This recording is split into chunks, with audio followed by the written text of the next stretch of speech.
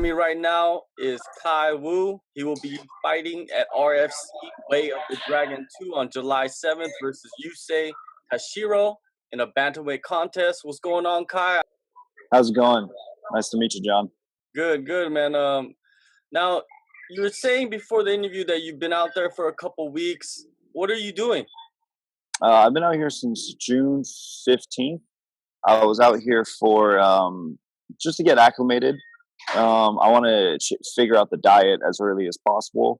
And then I was out here doing some pre-fight media because I was able to do it for them before. I can speak English and Mandarin very well.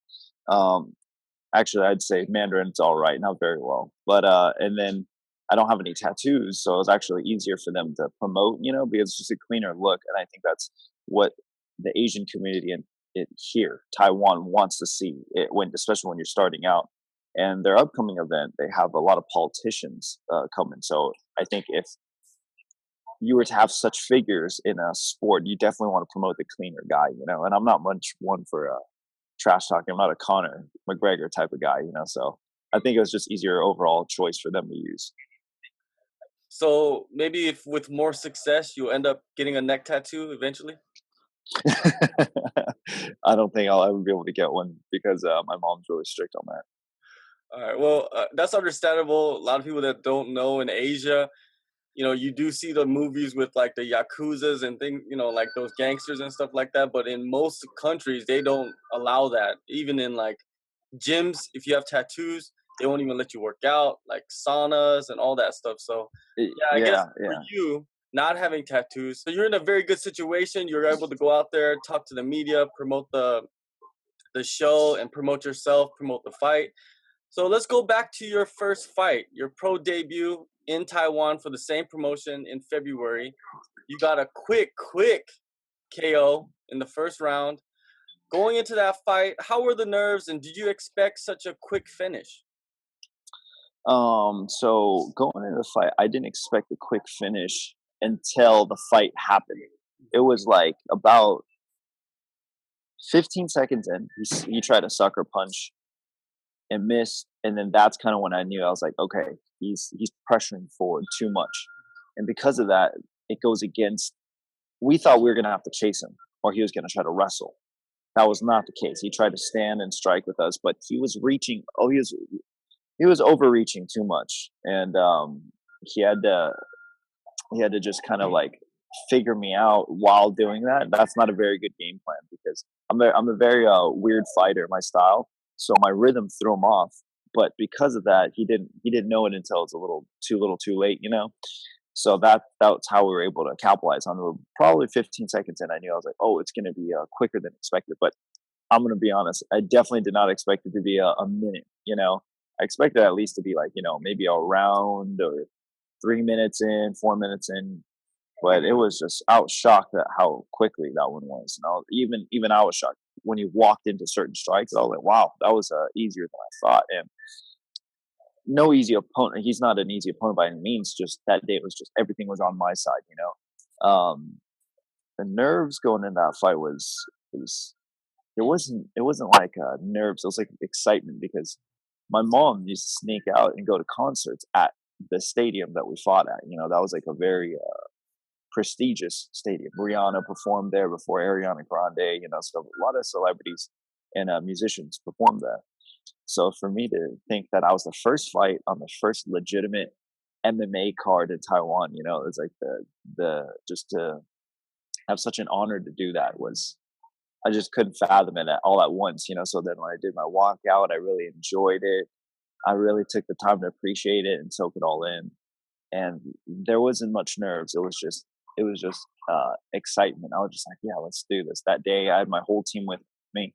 And then before that, you could see the amateur guys. I got the vibe, even though I'm only 22. I got the vibes that they're kind of looking up to me in a sense, or like looking at me like maybe we could be like that. So it felt great because before the fight, I had a lot of them, just staring. And then afterwards, when I came back, a lot of them kind of came up to me like, hey, that was awesome, man. Like, I want to do that next time.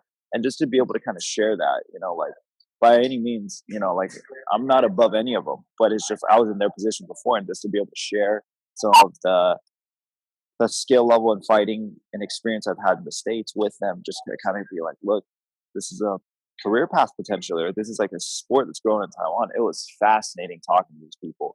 And at first I think they thought I was some like superstar from America. And I'm like, no, I'm just a little Taiwanese kid just like you guys, like that was born in America. So I was able to go up to him and talk to him, and it was pretty cool. How did you hook up with RFC? So I hooked up with RFC because when I was 18 or 16, I went to this gym called iFighting in Taiwan. The owner, his name is Kemp. He's a referee for ONE FC, and he teaches MMA out here. He's also the commentator for the UFC in Taiwan. So whenever like the UFC plays, he's the commentator that translates everything into Mandarin. I met him, and I came into his gym one day, and I was like, "Hey, can I roll with you guys?"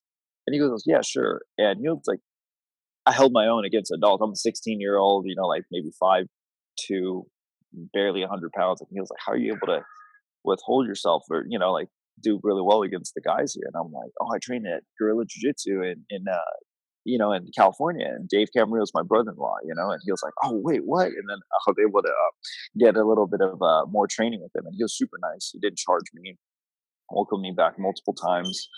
A super nice guy. And I kind of just developed a bond every single time I came back. I'd go to his gym. I'd roll with him. I train with him. So he's actually seen me he's known me before I even fought my first MMA fight, amateur, anything. And then he's been there kind of like all the way till now. So he was like, "You know what? It would be kind of cool to get you into ONE FC." But then the only thing was, I don't think I wanted to be signed to an organization just yet because I was an amateur or turning into pro. I think ONE FC, regardless of the skill level, I don't want to be locked into a contract. I want to be able to fight for King of the Cage in California or some local shows. So because of that, I didn't sign with ONE FC because he might have been able to push some connections and whatnot. Who knows? But he ended up mentioning to me, he was like, "Hey, would you like to fight for an organization in Taiwan?" And I'm like, what organization is there in Taiwan? He's like, "There's a new one starting out. It's called RFC. It's going to be pretty good. I'd like to get you on here because you have a unique story, a marketable, and that's what we need. We need some local guys, but we don't have any, so we could use you." And I was like, "I'll do it." And I thought it was going to be some small in the club show. Boy, was I wrong. It was in one of the huge shows. It was like a huge entrance, and I was just fascinated. I was like, "Man, I'm spoiled because I'm not going to want to go back to fighting for a small show." They had they ran it really well. In the warm up rooms, we had like our own photo for our side. Like you see a photo of you with like on a poster on your side. It says your name. And I was just like, "Man, this is crazy." And I was the opening card. I opened the whole show, and then everybody that was there, in Asia, everybody gets there early because they want to get their money's worth, so they stayed and watched. And then after the fight, the connections I was able to make, the media, the opportunities that I was able to get, it all stemmed from that one fight. And that one fight wouldn't have happened if it wasn't for Kemp being the matchmaker and being able to pull me on. So it was a great opportunity, and I was humbled by that experience. Yeah, that's a great story, man. Yeah, getting those opportunities is rare for such a young fighter. All right, let's move on. 3 months later, after that, you competed at Bellator 199 in your hometown. I'm pretty sure you couldn't pass up the opportunity for that, Mm-hmm. to be able to fight in your hometown, especially for such a big promotion as Bellator. How Yeah. was the experience of fighting on such a massive card with such big names? It was really, I'll be honest, RFC probably was a little bit, RFC was a little bit, I'd say, man, the production of RFC, if I may just say, was mind blowing. Bellator wasn't that bad to me. Like I walked in, I thought I was gonna get nerves. I thought I was gonna get this or that. But as a matter of fact, when I walked in, I was like, RFC killed it. Bellator is great. Don't get me wrong. I'm not saying it was bad. I was just saying that I felt like I've been there before already. It already kind of gave me a simulation of what Bellator was like. So Bellator was smooth. The weigh-ins was smooth. How they treat Bellator is good. Contrary to some belief, Bellator treats their fighters really well. I was like, who the heck knows who I am? I'm a 1-0 guy making my way into Bellator, and they treated you just like how they would treat somebody they're very familiar with. King Mo was there, And then everybody, like Paul Daly was there, and everybody was lined up, but they still talk to you like just like you're one of their guys, So that was really cool to see. And then the arena was a little bit more jam packed than the Taiwan one, just because of the fact that it was the way it was set up. And then Bellator's huge, in San Jose. There's a huge fight community, so fighting on there was really nice. And I was the fight. So there's 5 prelim fights. I was the 6th one, but because they're transitioning into the main card, it was about 5:20, 6 o'clock, so they needed to play the main card. They were like, we could squeeze in one more, so they squeezed me in. So I wasn't able to get a proper walkout. It was more of a rushed, and so was my opponent. But I was able to still fight, like I was able to still go. But the fight lasted longer than expected. So then what ended up happening was they played an ad over the fight that was going on. It was it's because it's just due to like Paramount owns, Spike TV and all this other stuff. Like they have all these like logistics that they have to play. So unfortunately, I wasn't able to see my fight recorded on their website. But at the same time, it was just a unique experience, In your fight, you were submitted in the 2nd round. Now looking back, what were some positives you took away from that loss? I think that fight was all positives. He was a 6'2", southpaw, 135 pounder. So it was weird. Fighting somebody like that was weird. And he wasn't fighting. And I don't mean that disrespectfully. I just mean he was playing a very smart game plan. He was backing up the whole time. And the reason why was because he was waiting. He would load up like a spring. He'd do a Tyron Woodley game plan, just back up. And then right when I have him cornered, bam, he'd explode out. And the fight was going well. I believe, arguably, he could have taken round 1 just because he had a takedown at the end. But his takedown stats were like 1 for 5 or 1 for 6. So it's not a lot, And he didn't land many strikes. I landed a lot of leg kicks. After the fight, he was in a wheelchair. So that kind of sucked me. I was like, man, if I went a little bit more, could have got it. But in round 1, what ended up happening was I got an eye poke, and unfortunately, it wasn't anything drastic, but it did cut my eye, like the white part of my eye. And I remember after the fight, I wanted to fight again. So I told the doctor, when they have us do the checkup, I was like trying to keep my eye hidden as much as possible because I know Taiwan's around the corner. But the fight, how he finished it was he exploded off the cage, threw an overhand, but because he was a southpaw and I'm orthodox, when he throws that overhand, it comes from the rear. Mm-hmm. So then, unfortunately, I was backing up slower than he was coming forward. I slipped, shot a single right after, and he was able to get the guillotine. And because of how long his arms are, I didn't anticipate anything like that. And I'm glad that happened because I thought I was able to defend guillotines really well. I thought I had it all down. But it's in these instances where I learn, you always find a piece of yourself in every fight.